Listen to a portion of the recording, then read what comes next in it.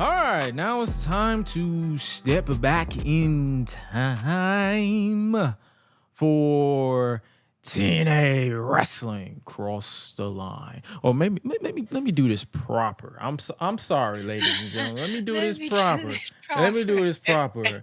TNA Cross the Line. Man, Man, before we get into the show, what you think about this episode? You say you enjoyed it, right? I enjoyed this episode.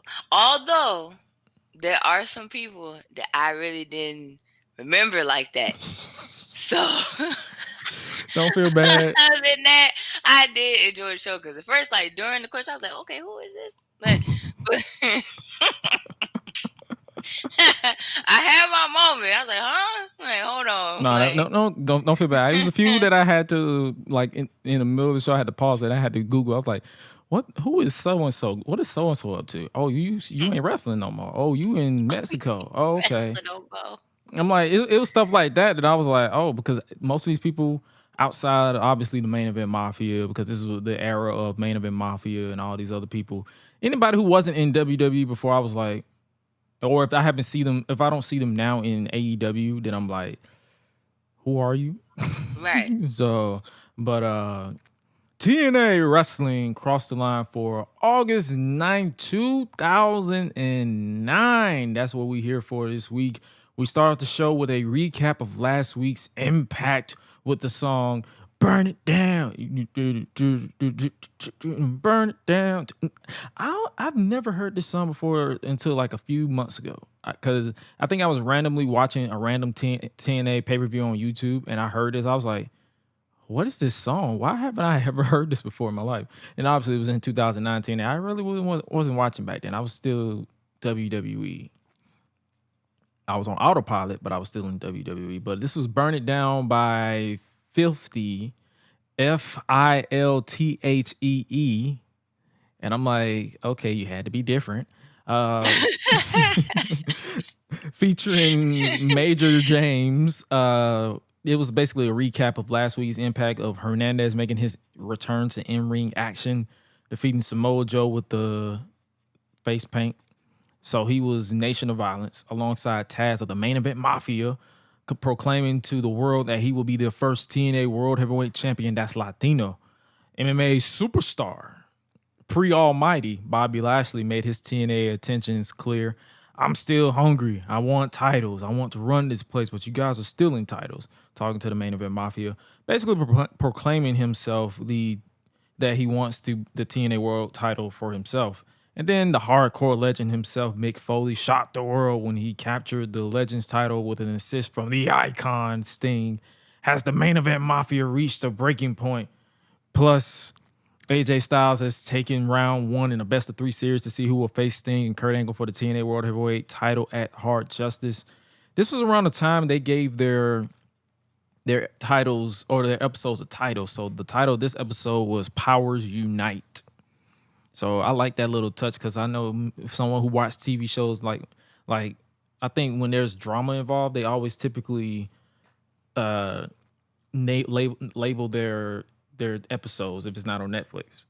Because I know back in the CW days, they used to label all their episodes like after pilot is like whatever random name they came up with that made no fucking sense, but it is what it is. Or it won't line up with the show. Exactly. Like, wait, what? He's like, what does this have to do? And With for people who don't the show follow, or the title? yeah, that's what I'm saying. If people who don't follow production behind the scenes, then you won't know exactly what we're talking about. But basically, if you go into the description, there's a title of the episode that literally looks the same. It's basically written like if you watch Power or something. I think they label certain episodes, so stuff like that. We have a earlier today segment where a limo arrived with Kurt Angle and Eric Young exiting the car. What is going on between these two is the big question. Like, what is going on, Kurt? Eric Young in a suit that looked a little wrinkled, but that's not neither here nor there. Then we get the show intro. It is my destiny. It is the truth I seek. In this world I find a way to I like this intro. I don't know why. It got me. It reminded me of the Attitude Era Raw intro. A little high key, like. I be doing what I be doing. I be doing the It's dope though. You said what? I said it's dope though. Oh yeah, it's the go-to intro music for TNA. The open pyro goes crazy here. Like it was, but they was in the Universal Studios in Orlando, Florida. Tonight on Impact. I'm trying to sound like Mike Tenay. I'm sorry. It's match number 2 in the best of 3 series between AJ Styles and Matt Morgan. Plus, Sting returns to the ring against Magnus of the British Invasion with Mike Tenay and Don West, rest in peace, on commentary. We kick off the show with the Main Event Mafia, that theme song.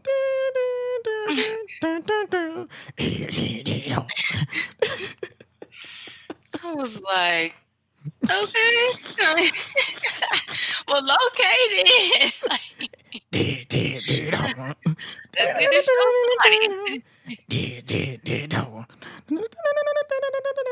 That is so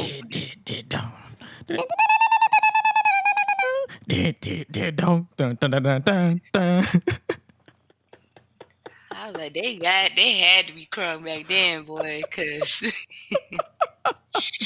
them theme songs, man. But out first is TNA World Heavyweight Champion Kurt Angle. That's a beautiful belt. I don't know why. Like, yes, it is. That was one of the most beautiful belts I've ever seen growing up. And I'm like, when they changed it, I was mad. Fucking Hulk Hogan and Immortal changed it. They changed it to the Jeff Hardy's face in purple font, and I'm like, this is ass. But yeah, it made you feel like this was a world champion. Because it just that's why it's like when you see that's why I kind of have a fondness for the AEW world title as well, because their title looks like a world championship, and it's like I mess with Roman Reigns and the Bloodline, but the WWE title does not look like a world championship. Just like it looked like a promotion prop. That's pretty much it. Like it doesn't feel authentic. And then he has 2 versions of them. A blue one and a black one. He do. Like, and I'm like, dang. I know, I get it. You understand? You trying to make both belts look great. I get it, but we have to change this because this ain't fitting you right now. It's like y'all make me get a little mad now. Like, and then the sad thing is, it's like the women's titles look exactly the same as the men's title, and it's like just one red and one blue. Like, well, one red font and then blue font, and then both straps are white, so it's literally the same freaking belts. And then don't get me started on the tag team titles. It's like it's like yeah. I can't even go there. That's what I'm saying. So it's like when you see belts like the TNA title back then, I guess you could say the TNA title that they introduced post Jeff Hardy with the Victory Road thing was pretty decent. But anything that was like this TNA title, the Winged Eagle, the big belt that's back there behind me, stuff like that made you look like a world champion. Because every time I see that belt, I think of Batista, Kurt Angle, Triple H, Shawn Michaels when he was that brief champion. But like people like that, I think of those people, Booker T or King Booker, Stone Cold with the Winged Eagle and the Attitude Era Winged Eagles, like stuff like that made it. It's every belt look different, but when it's all a big prop, then I'm like, it don't take me out of the show, but it's like I just try with your belts. Just try. That's all I'm saying. But back on track, Kurt Angle came out, Samoa Joe with Taz, Tracy Brooks, Sharmell, TNA Tag Champs, Booker T, and Scott Steiner, and Kevin Nash and a woman, I forgot her name, sorry, for a promo. Basically, this promo was Kurt Angle started by saying that Mick Foley allegedly won the TNA Legends title, basically disputing the win from last week because Sting caused a distraction. Bobby Lashley then caused all the damage and basically said he wasn't legal and says the outcome is null and void. But the TNA board of directors let the decision stand on the agreement that Kevin Nash gets a rematch at Hard Justice. I don't know about you, but Booker T was distracting the hell out of me during this entire promo. I was just gonna say, did you catch Booker T? This man was You already done beat me to it. This man was standing like a Power Ranger the Bruh. entire segment, and it was distracting me I was like, nonstop. He was just, man, and then yeah, and then this man literally was walking up the stairs I like was like, this. look at Booker T. And then he started doing a little pizzazz and stepped through, and then said, ah. And then Man, this man was on. I don't know if he was on autopilot because he was in TNA, which was like I guess in his way was a downgrade from being in WWE for so long. You thought he was insufferable when he on that SmackDown that we reviewed that one time with him turning on RVD because he felt like he was bigger than SmackDown. He went down even more when he went to TNA. So he was on autopilot because that man was literally just posing stiff like a robot. Like he felt like he was bigger than everybody. He was like the way this man shook people's hands. This how he was looking. He was like he was shaking his hand like he was stuck, like he couldn't move. Like he was fresh off of having a breast reduction. When you having a surgery, you can't move. And the reason why I said that is because use that example is because my sister had a breast reduction when she was younger. So I knew exactly how she stood. He stood like my sister. dang, Like a robot. Like he had bandages on his shirt. move. Like he can't move. So that's what I'm saying. That's how that man was standing. So it was distracting in a good way. Like I was just laughing the entire time at him just standing there. But Kurt basically wraps up his promo and says a deal has been made and out comes the World Elite, being Eric Young, Davari or Bashir, British Invasion, and Kiyoshi. A bunch of random people. I'm not gonna lie to you. I forgot all about Davari. He was in WWE. Eric Young, obviously I know who that is.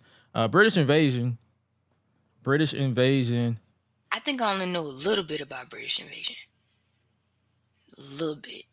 I don't think I really saw them like that. You ain't really missing, man. Like they was. No, I'm not gonna lie to you. They were probably pretty decent though. That's what I'm saying. I'm just joking, but mainly, yeah, they was pretty decent back in the day. But you're like I said, you're not really missing anything. Not really. It's like you're missing. It's like if in ring wise, they was pretty solid. I feel like 2008, 2009, but then after like 2010, when they broke up, it really wasn't as. They didn't really give a lot of footing to make me put them up there as a team that I would say go out of your way and watch them. Gotcha. I'll tell you to go out of your way and watch Motor City Machine Guns, who we're gonna see in just a little bit. I'll tell you to go out of your way to watch them, especially with the work that they put in from 2010, 11, 12, all the way until now. Those are the teams because they're still going now. So that's what I'm saying. Stuff like that, I'll be like, all right, do that. But yeah, they came out. Obviously, certain members of the main event mafia aren't impressed, but they shake hands with the faction because they've made an alliance. They're a new union. Powers unite, pun intended. Basically, that's the point of this show.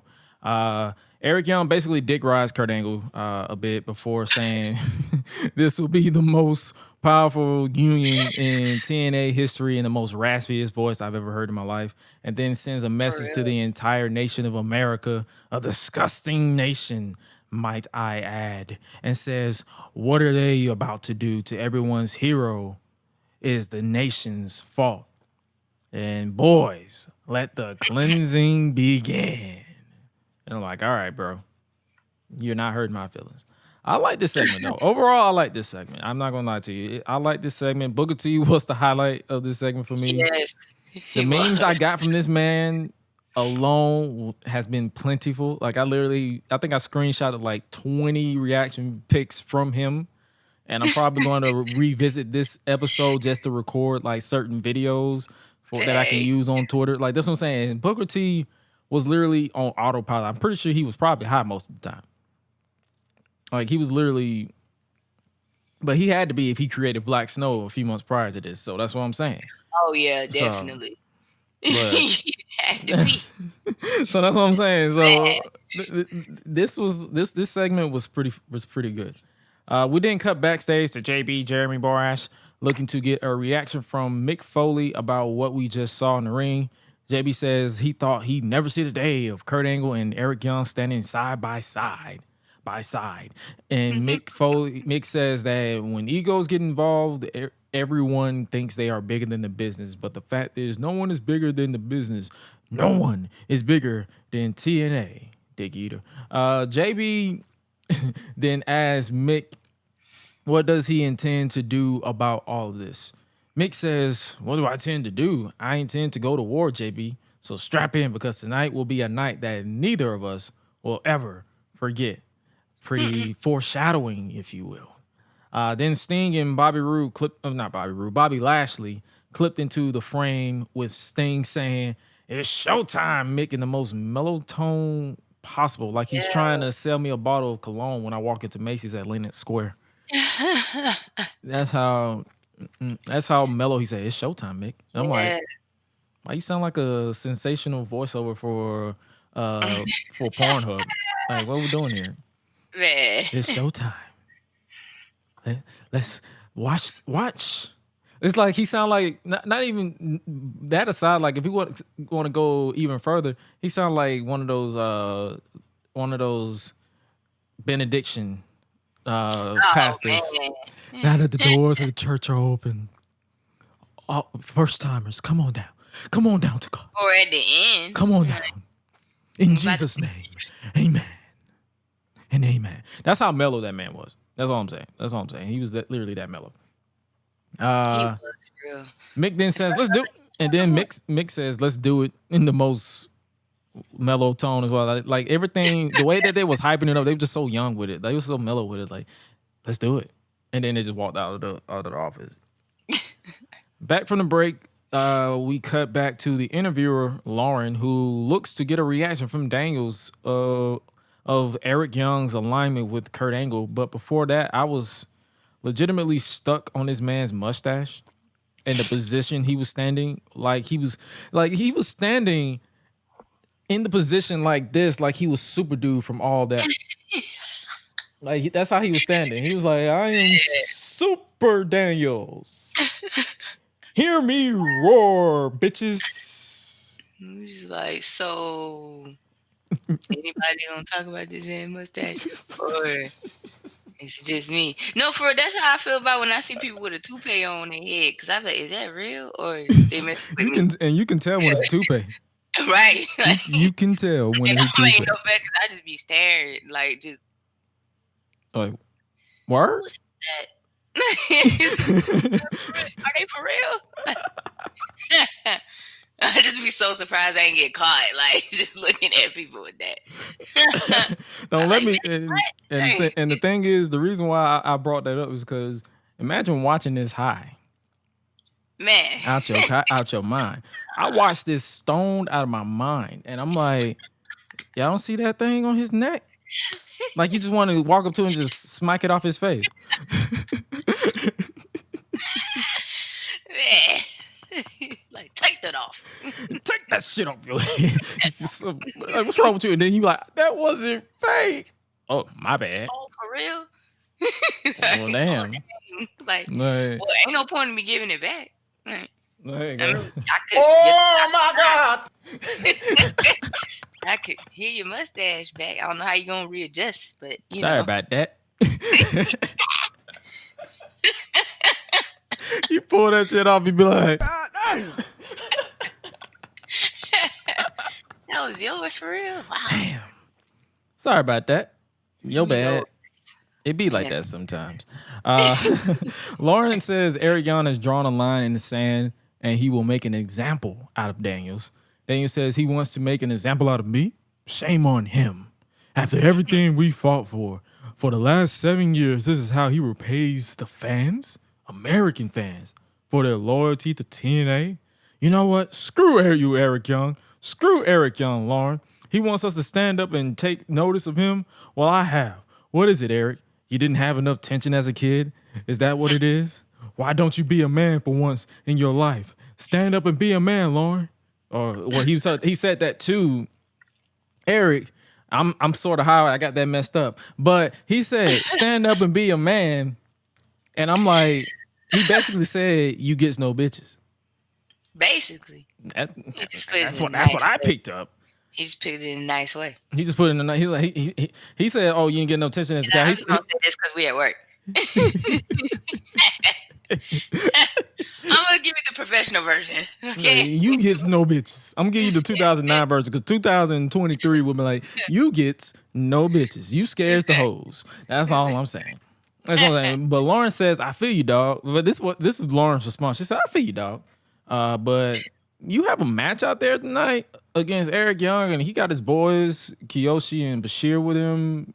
You sure you wanna go through this? And then Chris Sabin legitimately bumps into the camera. He cuts into the frame, threw me off because I'm like, what the fuck?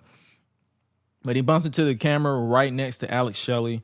The Motor City Machine Guns, if you will. Lauren is appalled because they're interrupting her segment, but the Guns are more confused with the camera breaking the fourth wall, basically complaining about not being on TV for the past month.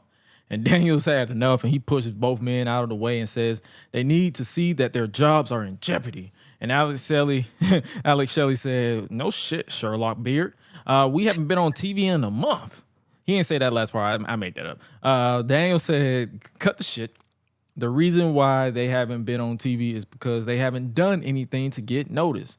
While they're out in the crowd holding up signs to complain like immature jackasses, those guys out there are taking our spots one by one. So stop with the bullshit and let's fight.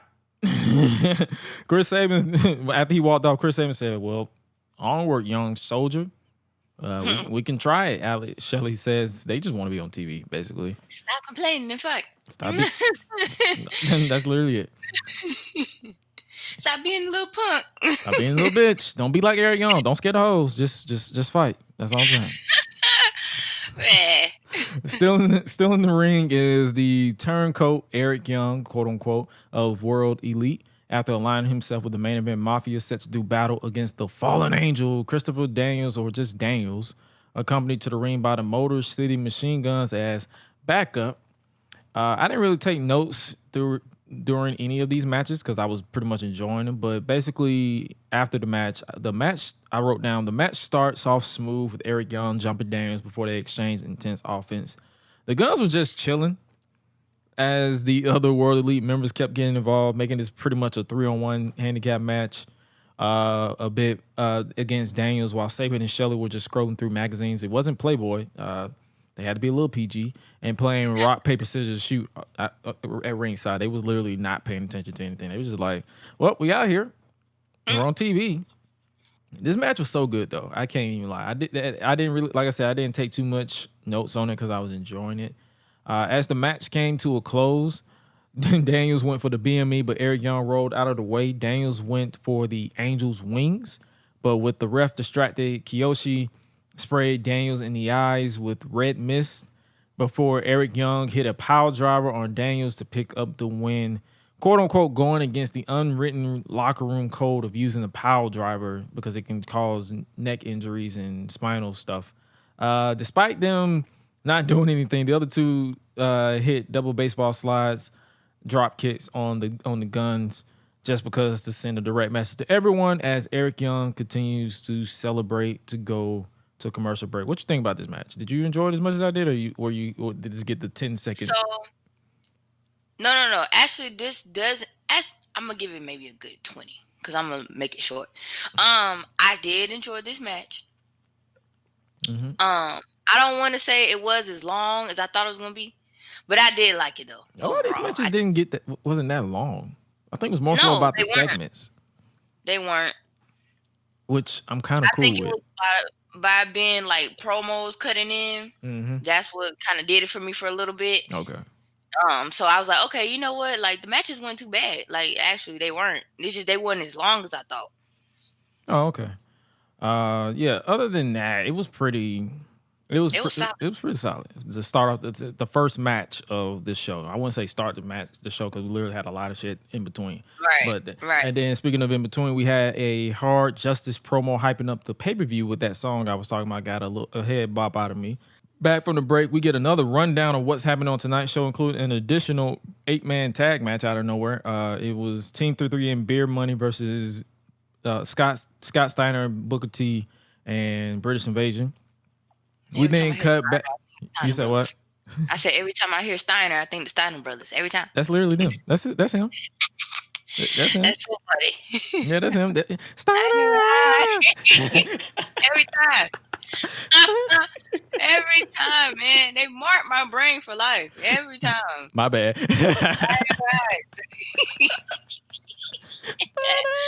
They're awesome, though. Steiner.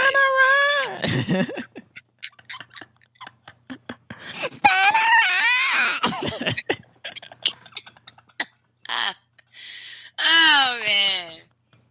Steiner Rise. See, yeah.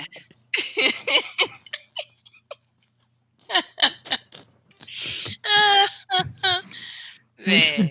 We then cut back to an interview with Team 3D and Beer Money on their reaction of teaming up. Bobby Roode said, "Let's forget about their past and talk about Eric Young, who he knows him more than anyone, being fellow Canadian, saying that Eric Young must have forgot how he begged for a job in this company, begging Jeff Jarrett for a job, and how he easily betrayed them, and says he'll be damned if he's going to dictate his future." So basically, at this point, I realized that this was basically a outsiders versus homegrown story, similar to what they're doing in AEW right now with Saraya, Ruby Soho, Tony Storm, and Jamie Hayter, Britt Baker, and pretty much every woman who didn't come from WWE. That's what I'm saying. I'm like, and it was like, I'm like, I feel like we've seen this storyline a million times in my life, where it's outsiders versus like the Nexus versus Team WWE. Who else? Yeah. Oh, WCW and ECW invading WWF. It's like I've seen this storyline. It's like I've been here before. I've been at this plot device before. That's literally that's basic. Turn out. That's basically basic TV writing right there. That's all. That's pretty much it. Brother Ray. Oh, he said he'll be damned. He felt betrayed. He said he'll be damned if Eric Young is going to dictate his future. Brother Ray says he can understand why Beer Money is. He's like, hey, yo, I understand why you're pissed, but nobody has any more reason to be mad other than he and Devon. It says they were screwed out of their match last week, their tag team titles last week, and says if Beer Money is pissed, he's triple pissed. And then he screamed some more before calling British Invasion, and I quote, "Big tea sipping, crumpet eating fairies." Man. I stared at this man for like 5 minutes when he said that. I'm like, you idiot. What does that even mean? I'm like, yo, ain't that food? Like, so they eating food like normal people? That's an insult? All right. We ain't forget about you before storming off. So Devon could say his own, "Oh, my brother, testify." That was a segue into the next match, an 8-man tag team match. British Invasion's Big Rob, Terry, and Douglas Williams, accompanied by Brutus Magnus, fresh off of winning the IWGP Heavyweight Tag Team Championships, thanks to Eric Young and Booker T. Eric Young and Booker T and Scott Steiner of the Main Event Mafia with Sharmell as well. And Booker T's walk during this entire oh, you could tell he was just cruising at this point. That man literally stood behind Scott Steiner and just act like he was golfing. He just said, "Sport." I feel like he was zoned out because he didn't want to be there no more. He was just like, he was on autopilot. Tired. He was like, okay. He was zooted out of his mind. He was literally not paying no attention. He was just chilling. And their opponents were none other than the Cowboy, James Storm, and Bobby Roode, Beer Money Incorporated. James Storm coming out with his little cart, his little buggy. I always like that. Teaming up with Brother Ray and Brother Devon, Team 3D, the 22-time tag team champions. Y'all won a lot of titles. 22. Dang. This is basically a standard TV 8-man tag right off the jump. Brother Ray and Scott Steiner started the match with their respective teams. what you think about it? Was this one of those matches that kind of got the skip for you? Because I contemplated, but I just got on Twitter. It did. I just got on Twitter. Like I'm not gonna lie to you. It was After like I say, 10 seconds, immediately. it wasn't it's like I sat through it. It's like every time I looked up, nothing was bad, but it was pretty standard. And it's like as soon as they tagged in Rob Terry, I just went straight to Twitter because this man was big as shit and he was terrible in the ring. The dude was stiff. Like the dude was not fluid. He was just muscle. Brr, like congratulations, I think. I was like, okay, bye. The match eventually broke down as Team 3D connected with the WhatsApp before Ray calls for Devon to get the tables, and then Magnus literally jumps on the apron and starts calling for the rest of the World Elite to come out. And then they do, but they are followed by Daniels and the Motor City Machine Guns because of what happened earlier. And then they follow them by, and then the Main Event Mafia run out, followed by Sting and Samoa Joe. All hell breaks loose, literally. Bobby Lashley squaring off with Samoa Joe. So much chaos. And I wrote down, I think we made it to this point. We made it to that point where all hell breaks loose with Tracy Brooks pushing Rude off the top rope, allowing for Rob Terry to hit a big spine buster on Rude to pick up the win for their team, and the brawl continues all over the place. Yep, we've made it to that point. The riot is about to start. And I barely roll anything down because I was literally enjoying every moment. I was. I didn't write down nothing. I was like, this is great. Keep it going. You just watch it. You like, oh shit. There we go. Like, we cut back from break, and the riot is still going. Security is trying to gain control, but they might as well call it a day because they're not controlling this. They use security cameras, which I liked. The overhead security cameras on the live feed. So they pretty much made it look like they basically utilized every camera available within existence on that show. I enjoyed that. So they basically set this up perfectly like a riot. Like you can tell that it was pretty much staged. If you pull back the curtain, you can tell it was staged, but they pulled it off really well where you felt like everybody legitimately wanted to beat the shit out of each other. They like I said, they used security cameras, and then we saw Kurt Angle being doubled up on by Mick Foley and Sting, with Kevin Nash taking a nap in rubble in the back. Sting and Kurt Angle took bumps on a stiff table that literally would not budge. And they kept brawling as another camera caught up with other things going on. It's literally brawls everywhere next to the trailers. It literally looked chaotic, and that was my favorite part. Like, don't make it look like it's staged. Just go insane. That's literally it. They kept ringing that damn bell for some reason. Like, that would stop anything. So I'm like, please stop. Please stop. Just let it go. Like, just let the fight continue. Just like, man. Like, you ringing the bell like that's supposed to do. Like, that's supposed to do shit. Too much. You're doing too much. Brother Ray kept hitting a table with a steel chair with Booker T under it. Like, he literally was just smashing the table. I'm like, he was trying to murder the man or give him brain damage.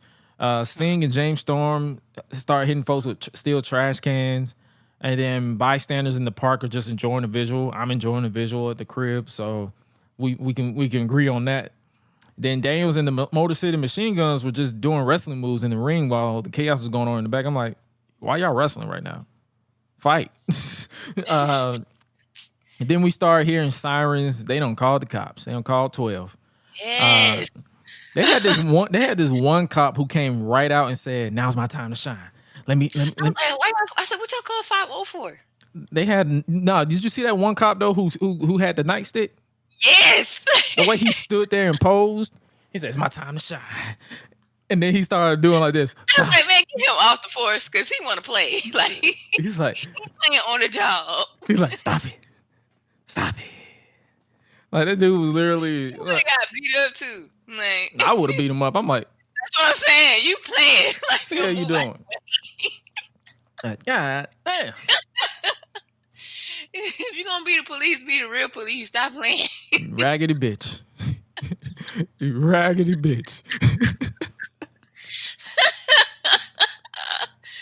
Like, man, get out. Jared, get your friend. Like if you go play 12, at least be realistic with it, bro. Like you literally just exposed that y'all are not real cops. We done spotted that as soon as you did that stance. As soon as you did the stance, I'm like, you did the stance like you in Def Jam comedy right now. Like you in Def Jam New York. Like you just dancing. You. Like I'm like, bro. I just bust. It's like after that, I just bust out laughing when he did that. I'm like, yo, this is comedy. Like, what are we doing here? Literally.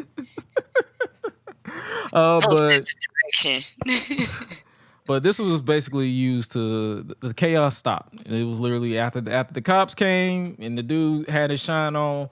That was used to stop the chaos backstage, and that was going to the break. It's like that was great overall. That entire segment was great. I had to watch it more than once to get these notes because the first time I watched it, I was literally zoned in.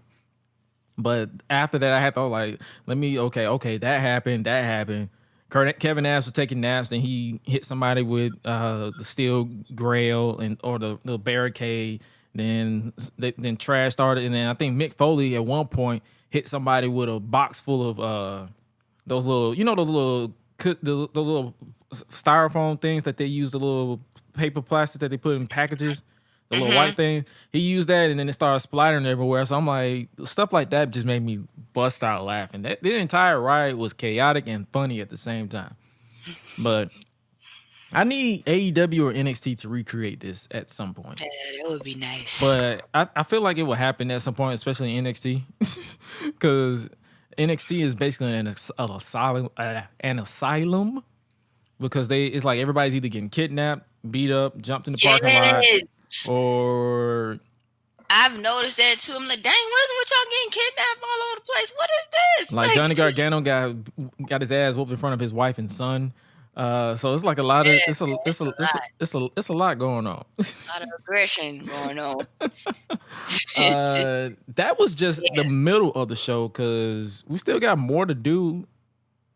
And I'm like, damn, that was my main event. But I guess we can watch the rest of the show. But we got a lot more to do, as out next is a knockouts match with the future legend Alyssa Flash. This is the first person I had to research because I'm like, who? Right. We got a recap of her debut alongside Sarita. I remember Sarita. I don't recall Alyssa Flash. Like I said, I did research. She hasn't really been active since 2019. Oh, wow. So where was she in 2019? Somewhere on the Indies. She hasn't been in a major company in a hot minute. So yeah, she was somewhere on the Indies. This is a tag team match as Tracy Brooks of the Main Event Mafia, after winning a last knockout standing battle royal to win a spot in the Main Event Mafia. Their opponents is Taylor Wilde and Sarita. Both women are still wrestling to this day. Nice. Sarita herself hasn't really been active in the American scene since she was released from the WWE in 2020 as a trainer. I believe she was a trainer or something behind the scenes. This match was pretty much non-existent at the beginning because they kept putting the camera on Tracy's body to admire. But all I could think about was how she was built like a capital P. or a sleigh when you're riding down a snow mountain. Like, dang. Like I'm like, not a capital P. She got bazookas, but no ass. Man. I was like, what am I looking at? I'm like, oh. I just had to be real. I'm like, what am I looking at? Like what are we doing here? And I believe she's someone who hasn't really been active. I think she retired too. So right at the gate, Taylor Wilde exposed Taylor Wilde exposed Tracy. Well, how she was legit out wrestling her. She was literally quick, and Tracy was like, "What the fuck?" Both Sarita and Taylor were cooking respectively. There was a moment where Tracy Brooks tried to stop Taylor Wilde, and she was legit kicked in the head by Taylor. That shit was loud because I had my speakers up, so all I heard was pow. I'm like, God damn! It was super loud. Tracy obviously gave her a receipt, so she got her comeuppance on that. During this match, TNA started piping in crowd noise. I don't know if you caught it. They sound like they were in the Thunderdome before the Thunderdome was a thing. Like you heard, I'm like, Yeah. but then when you Yeah. look at the camera, at the hard camera, the crowd wasn't moving. Their mouth was Yeah, that's closed. another thing too. I was like, wait a minute, what? Their mouth Like, was they closed. wasn't talking. And I'm like, A lot of trickery going on around here. like this was the Thunderdome before the Thunderdome was a thing. So Sarita was so fluid in this match, it was insane. The ending came when Sarita slipped out and caught Flash slipping to score the surprise win with the schoolgirl. After the match, the sore losers attacked the winners to get the last lap. This was a match that it was there, but if Taylor and Sarita wasn't there, I would have skipped it. Because in ring wise, it was like they was carrying this entire match.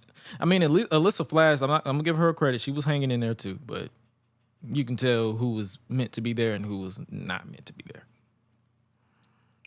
We get a TNA hype promo. This is a revolution. The revolution will be televised. He basically was like, This is the revolution. Are you ready? Cross the line. they were basically begging the fans to watch the product. Yeah. Yep. Back from the break, we're in the beautiful people's area. They're sitting on two thrones, Velvet Sky, Madison Rayne, and Knockouts champion Angelina Love.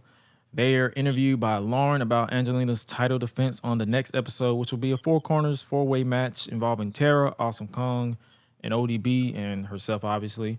Velvet wasn't impressed with Lauren's hair for some reason. Angelina casually saying she was molested by Cody Deaner.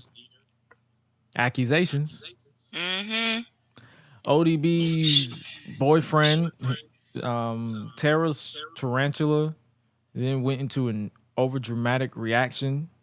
Like she literally went into an overdramatic reaction about nothing. I'm like, I don't know if it was just bad acting or what, but oof. Before Velvet said she's sick of it and the beautiful people are going to do something about it, starting with Old Dirty Butch. Pete Dunne. I was confused. I was like, yeah, I only know one ODB. When I heard that, I only knew one. I was like, wait, is it Old Dirty Bastard? And they went back. Then they went to what his was, and I was like, oh, okay, never mind. I guess that's what they to me. when I heard Old Dirty Butch, I was like, are we talking about the Bruiserweight from WWE? But then I was like, oh, her name is ODB, Old Dirty Butch. Oh, well, shit. It just literally clicked right now. She's like, who's been going around whining about getting the title shot? And Velvet says, Angelina's going to do it. Angelina says, I ain't scared. And when she said that, I blacked out for a minute. Like I legitimately stared into space. I ain't scared. And I'm like, stop. I was like, stop before you get to 10 seconds. nah, she about to get the block. That too. I'm about to block her on social media. I'm saying, you doing too much. Matter of fact, I was about to turn the whole episode off really when I blacked out because I'm like, she did not just say I ain't scared. Yeah, bruh. Angelina then challenged ODB and Cody to a match at Hard Justice against herself and Velvet before vowing to continue the fight, or the good fight of getting rid of the ugly out of TNA. And Madison Rayne was just there. She didn't say nothing. Mm-hmm. We cut back to the parking lot now that things have settled down with Kip or Billy Gunn cleaning up the rubble while Hernandez walked up confused. This show is almost over and he just now showing up to work. Kip was like, "What the hell you been, bro? There was a big brawl and now I got to clean all this shit up." And I'm looking at him like, "No, you don't. You can literally just walk away, bro. You wasn't involved, so you literally ain't got to clean nothing up." Next up, we get a word from AJ Styles, who's asked about everything that has gone down with AJ, saying this is basically an insane asylum, before saying that despite all that he's focused on winning, not even a meter hitting this earth could take his focus off of beating Matt Morgan. AJ, if a meter hit this earth, it would take your focus off this because you'd be dead. What if a massive meteor hits this planet and takes all of us out? You'd be brawling Matt Morgan in the afterlife. Bruh. When he said that, I was like, I just looked at him, I'm like, bro, no. You would be focusing on the meteor because the meteor would take the Earth out. Hello. But he says he wants to be in the main event at Hard Justice 1 and done. We then get a rundown of the Hard Justice pay-per-view card, and on paper, it looks like a stacked card. When I watched it back, it wasn't a stacked card. That shit was all over the place. It had its moments, but I pretty much went on autopilot the last time I watched Hard Justice 2009. Next up, we get a Hernandez hype promo sounding like a motivational speaker. Yeah, I saw this too. And I blacked out even more because I could never get behind Hernandez at all. Yeah, this one got the 10-second for me. And when I watched this, I was like, what did y'all see in this man? Because this man clearly is not it. I don't know what we doing here. We got the motivational speaker of Hernandez before cutting to a sit-down interview between Hernandez and Mike Tenay about his recovery from getting attacked. I believe he was injured and he had to get surgery and all this stuff. They then got a backstory about his rise to in sports and then to wrestling, and then his relationship with his father and how patriotic he is. Then they talk about the LAX breakup, which was mainly due to the flag burning segment. Then and now they are focused on two different paths or two different things, with Homicide focused on the X Division champion or being X Division champion in the X Division, while he still focused on becoming the TNA World Heavyweight Champion before closing out in Spanish, speaking to the Latino community. And then we cut. It was just a nothing interview. I just did not care. I'm just gonna be real with you. And we then cut to a backstage interview with X Division champion Homicide, who isn't concerned about what Hernandez had to say. He's basically focused on being champion. And then name drops Samoa Joe, the Nation of Violence. He's not sweating Samoa Joe, especially with Taz as his coach, basically saying his city is better than Taz's city, it's better than 13. And he wants him to come to Hard Justice with Joe because, Joe, my partner beat you. I'm going to hurt you. So if I was you, you better polish your boots or whatever you do in Samoa, because this island boy from Puerto Rico and also from Brooklyn is going to hurt you. Latinos, we don't die. We multiply and die 187.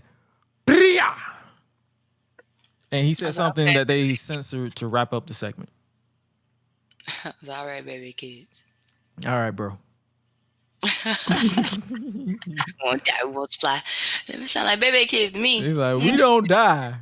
We multiply to live and die. So you actually die. Basically, you're right. Like, made no sense at all. That's why I looked at him for a second. I was just looking at him. I was like, did you think this out loud when you said this? Because you said we don't die. Latinos don't die. Evidently not. But you multiply. But then say you die 187. So you still die. Right. What are we doing here? So this incarnation of LAX is no more, and we move on. Matt Morgan heads to the ring next for the next match in the best of 3 series. Then we get a promo with AJ Styles, a webography. Did you even watch this segment? No. I guess not. He said it's like I wrote a little bit down before I blacked out and just skipped. He said, AJ said if he wasn't a professional wrestler, he'd be a cop. And I wrote down, I believe you. He looks like 12. He looks like you're used to AJ with beard and long hair. You're not used to babyface AJ. That's probably why she just had an epiphany. She was like, wait. Yeah, I was like, dang, little AJ. Like, she's so used to WWE AJ Styles. Oh man.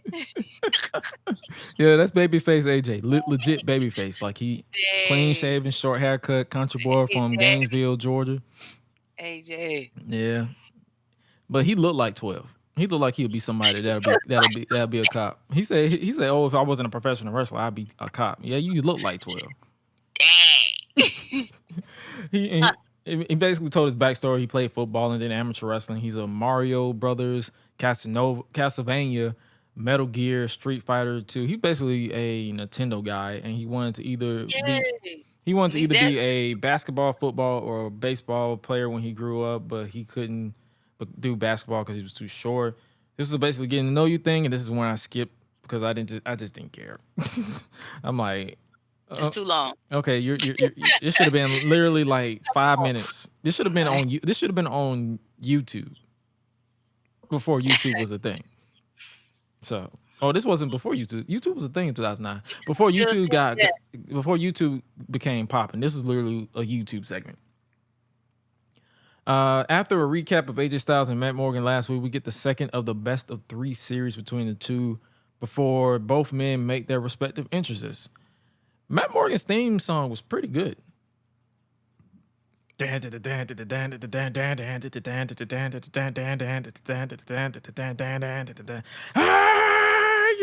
have awakened a sleeping giant. Screaming like that. And then obviously AJ Styles' theme is forever goated for me. You are, I am, you are, Hey. I am. AJ.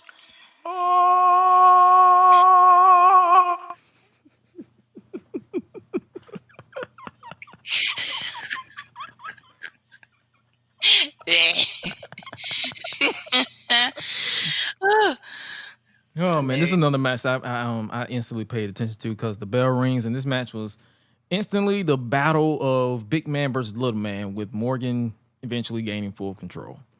Morgan was playing around and got caught lacking, so AJ kept using his quickness and moves out of nowhere to keep Morgan reeling each time. Pele kicks, beautiful looking insecurities, all the whole nine. AJ Styles kept accidentally hitting the taunt button before going for the springboard 450, but AJ missed and was hung up on the ropes, and then Morgan connected with the elevator to pick up the win and tied the series up 1-1. It was a decent match. Like it wasn't that long, so that's what made it decent. If it was long, then I would be like, all right. We then get a music video type recap of all of Victory Road, including one of the worst women's matches in wrestling history, Charmel versus Jenna Maraska. I probably should. You've never seen that match. I probably should show you that match to see why it's horrible. Okay. It's that bad. Okay. We didn't get the Pope D'Angelo De Niro's coming soon, so this is when he made his debut. He literally made his debut in 2009, and they butchered this man by 2011. Dang. Damn. Back from the plugs, we see Kurt Angle leaving the arena, which JB asked, What are they retreating? And Kurt said, nah, blood, the cops got involved. We don't just sleep this off. We got families to worry about. We're not about to go to jail for this shit. And then he runs out. Pretty much. Abyss then and calls JB over, looking all discreet. Like, bro, your big ass can't hide from nobody. You big as hell. And I'm like, bro, what you for? Why? And then he brings up the $50,000 bounty on his head from Dr. Stevie, and then the camera pans down and shows a hammer behind JB's head, behind JB's back. And I'm like, where did that hammer come from? He's looking to collect the bounty, and Abyss is hurt. He was like, we're supposed to be friends, best friends. You're not going to try to collect the bounty, are you? Come on, JB. JB says, it's a lot of money. It's a lot of money. Man, he contemplates hitting his friend for a coin. He contemplates hitting his friend for a coin, and then Austin Creed or Consequences Creed or Xavier Woods pops into the frame. I'm pretty sure you probably was like, who the fuck is that? Yeah. and I legit forgot he was still there at this point. I was like, that's Creed. Yeah. But Creed confronts Abyss about what went down between them, and Abyss tries to apologize for attacking him. Dude, you're a monster. Stop apologizing, you bitch. Creed says he sent Jay into a dumpster and almost split his face open, and Abyss tries to continue to apologize, but then Jay Lethal clipped into the frame. Both he and Creed start attacking Abyss, and they was getting the advantage, but then Lethal was deep into his Black Machismo gimmick. And when he mentioned the bounty, Abyss snapped back into monster mode and pushed Creed off, and then Black Machismo called Abyss Andre. He's like, no, Andre, no, Andre. No, he was basically feel like I think he was at the moment where he thought he was facing Andre the Giant. Nope, no motherfucker, that's Abyss. But Abyss tossed him into the trash can, and when he tossed him into the trash can, when he said no Andre, no Andre, I just started rolling. I just bust out laughing. No Andre, no Andre, no, ow, ow.